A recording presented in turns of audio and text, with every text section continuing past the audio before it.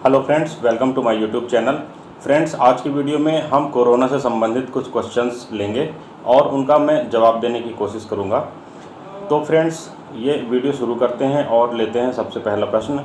लोगों के द्वारा पूछा जाता है कि किस प्रकार के मास्क सही हैं इस कोरोना पीरियड में, किस प्रकार के मास्क हमें उपयोग करना चाहिए। तो फ्रेंड्स, मैं आपकी जानकारी के लिए बता देना चाहता हूं कि मार्केट में कई प्रकार के मास्क उपलब्ध हैं। कपड़े से बने mask, single layer mask, triple layer mask और N95 और विशेष प्रकार के भी कुछ जो मास्क हैं वो सारे प्रकार के मास्क अवेलेबल हैं। परंतु सबसे जो बेहतर मास्क और जो गवर्नमेंट गाइडलाइंस में रिकमेंडेड भी किया गया है और साथ ही साइंटिस्ट और डॉक्टर्स के द्वारा प्रेफर्ड भी किया जा रहा है, यह मास्क है N95 मास्क। आपको ऐसे मास्क का उपयोग करना चाहिए।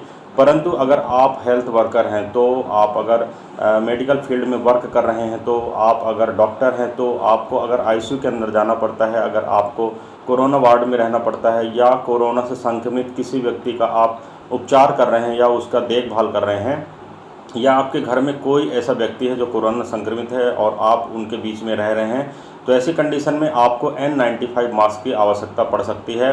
परंतु अगर आप नॉर्मल व्यक्ति हैं, आपका आना जाना बाहर कम हो रहा है और आप घर पर रह रहे हैं, तो आप एक सिंगल लेयर क्लॉथ के बने जो मास्क होते हैं उनको उपयोग कर सकते हैं। ये जो मास्क होते हैं वायरस के प्रति उतना इफ़ेक्टिव नहीं होते, परंतु यह संक्रमण को रोकने में काफ़ी हद तक सक्षम होते हैं। आपको अगर सर्दी जुकाम है, छींक आ रही है, खांसी हो रही है, तो आपको मास्क का उपयोग करना ही चाहिए। अगर मास्क दूसरों में जो इन्फेक्शन होता है, जैसे आपकी सर्दी खांसी जुकाम के कारण जो ड्रॉपलेट्स होते हैं उन्हें वह रोक लेता है और वातावरण में यह इन्फेक्शन नहीं स्प्रेड होने पाता है और इस प्रकार आप उसे प्रिवेंट करते हैं। फ्रेंड्स, दूसरा प्रश्न लेते हैं। पूछा जाता है कि क्या विटामिन डी लेने से या सूर्य के प्रकाश में बैठने से यानी धूप में बैठने से क्या कोरोना का खतरा कम हो जाता है, या गर्म जगहों में रहने से क्या कोरोना का खतरा कम हो जाता है। तो उसके लिए मैं आपको बताना चाहता हूं कि ऐसे कोई पुख्ता एविडेंस नहीं है कि हम धूप में अगर बैठे तो हमारे शरीर की इम्यूनिटी बढ़ जाएगी या फिर हमें कुछ ऐसे फैक्टर्स मिलेंगे या कुछ हमको ऐसा बेनिफिट होगा जिसके कारण हमको कोरोना नहीं होगा। ये केवल एक भ्रांति है और मैं इस बात को एग्री करता हूं कि आप जब सूर्य के प्रकाश में बैठते हैं तो आपके शरीर में विटामिन डी का संश्लेषण होता है और विटामिन डी की संश्लेषण होने के कारण विटामिन डी आपके शरीर में बनता है। यह आपके लिए रोग प्रतिरोधक की तरह कार्य कर सकता है, परंतु इसके ऐसे कोई पुख्ता सबूत नहीं है। आप अधिक समय तक धूप में ना बैठें, क्योंकि गर्मी वाली दोपहर की जो धूप होती है वह आपके लिए फ़ायदे की जगह नुकसानदायक हो सकती है। अगर आपको सन बाथ लेना है या आप सूर्य का प्रकाश लेना ही चाहते हैं तो सुबह मॉर्निंग में 6 से 7 या 8 मैक्सिमम 8 बजे तक आपको सूर्य का प्रकाश लेना चाहिए।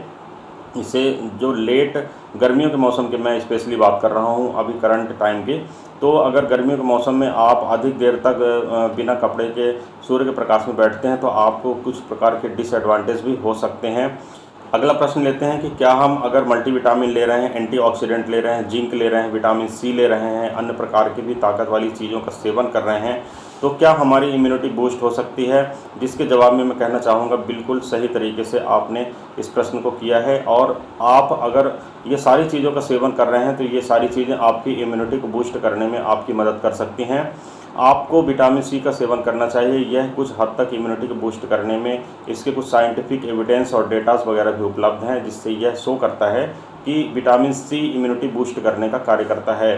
साथ ही एंटीऑक्सीडेंट और मल्टीविटामिन्स का सेवन अगर आप लगातार करते हैं तो फिर आपको अगर कुछ प्रकार से बैक्टीरिया आपके शरीर में अटैक कर रहे हैं या कुछ अन्य प्रकार के वायरसेस का अटैक हो रहा है तो उससे आप बच सकते हैं। आपका शरीर स्ट्रांग हो सकता है, अंदर से इम्यूनिटी डेवलप हो सकती है, जिसके कारण यह कहा जा सकता है कि मल्टीविटामिन, एंटीऑक्सीडेंट और विटामिन्स आपके शरीर में रोग प्रतिरोधक क्षमता को विकास करते हैं।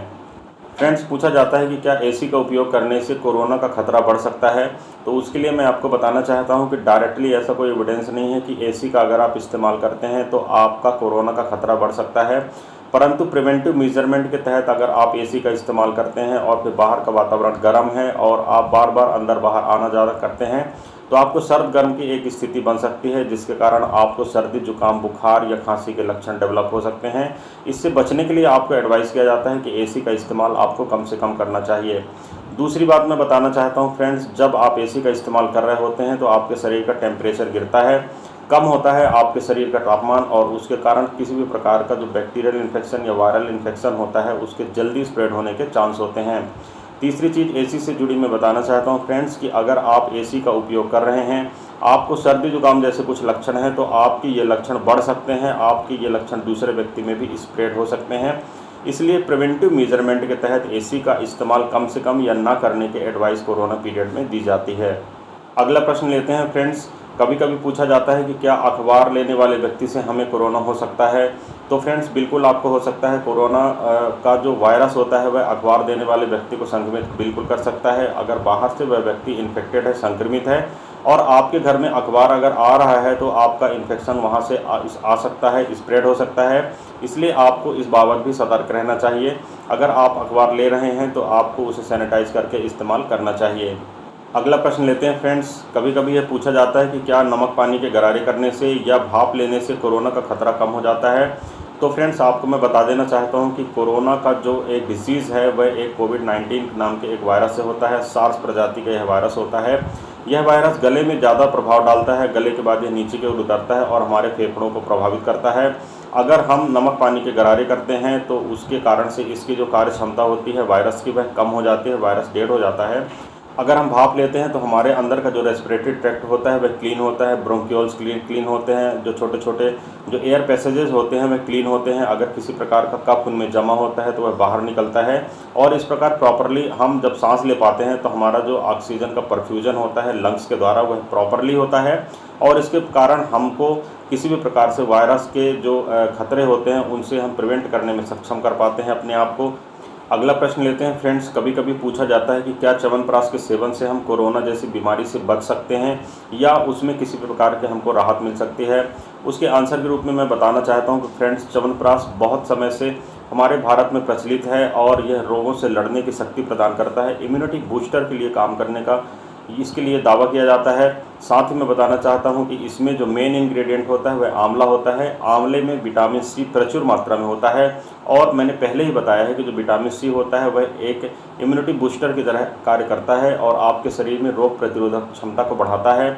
इसलिए अगर आप च्यवनप्राश का सेवन करते हैं तो कोरोना से लड़ने में या अगेन दूसरे प्रकार के जो बैक्टीरिया वायरसेस होते हैं उनसे लड़ने में आपका प्रतिरक्षा तंत्र को मजबूत करता है, आपकी इम्यूनिटी को बढ़ाता है और इस प्रकार आप किसी भी प्रकार के बैक्टीरिया वायरस के अटैक से बचने में या उनसे लड़ने में अपने शरीर को अधिक सक्षम कर पाते हैं। फ्रेंड्स कभी कभी पूछा जाता है कि अगर मुझे फीवर है तो क्या यह कोरोना है। तो आपको मैं बता देना चाहता हूं कि फ्रेंड्स ऐसी बहुत सारी भ्रांतियां फैली हुई हैं, लोगों में इस बाबत बहुत ज़्यादा डर भी है कि हमें अगर फीवर है तो क्या यह कोरोना है। क्योंकि आज के समय में जबकि बहुत ज़्यादा कोरोना का स्प्रेड हो चुका है, बहुत ही घातक लहर है ये, तो लोगों को इतना ज़्यादा डर रहना लाजमी भी है। परंतु मैं आपको बता देना चाहता हूं कि फ्रेंड्स आप लोगों को अगर सभी व्यक्तियों को फीवर हो भी जाए तो यह ज़रूरी नहीं है कि सभी व्यक्ति का फीवर कोरोना है।